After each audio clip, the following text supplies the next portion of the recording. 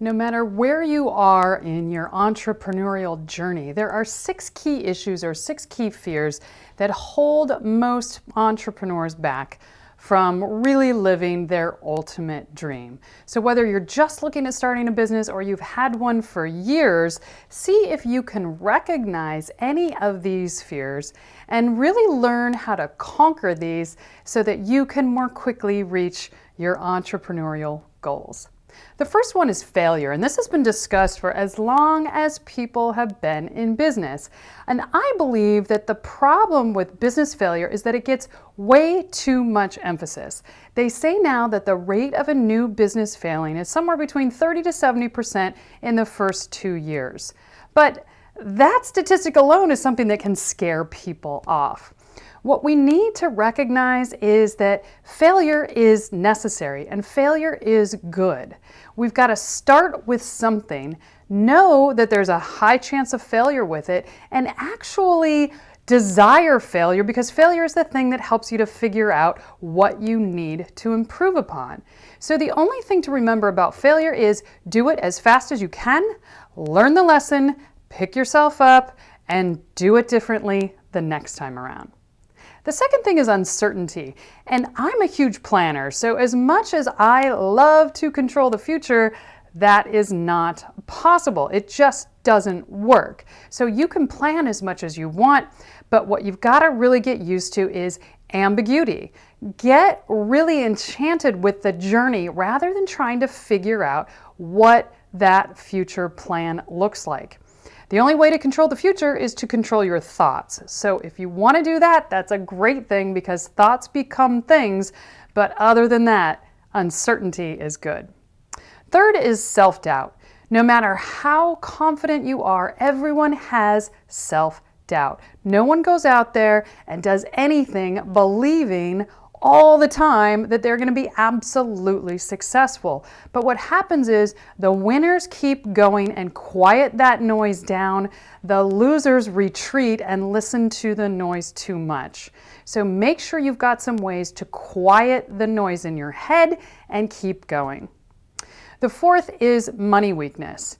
In all of my years in training and coaching business owners, one of the biggest things that we ran into are business owners who underprice their products. What they do is they put themselves in the shoes of the prospect and they decide that the prospect won't buy the product at X dollars.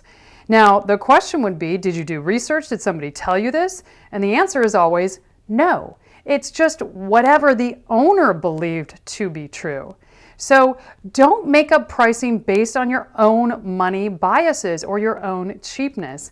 When you come up with pricing, what I would say is raise it by 10% and maybe you'll be within the ballpark.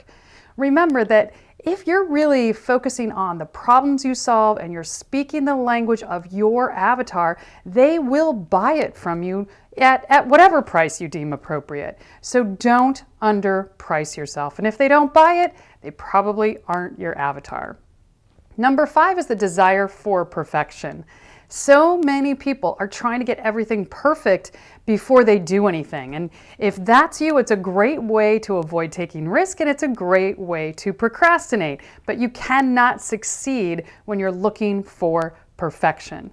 Think about it this way. Perfection is kind of in the eye of the beholder. If you've got something that you created and let's say it's got 15 fonts on it, one person may look at that PowerPoint and say, wow, that's the greatest thing on earth.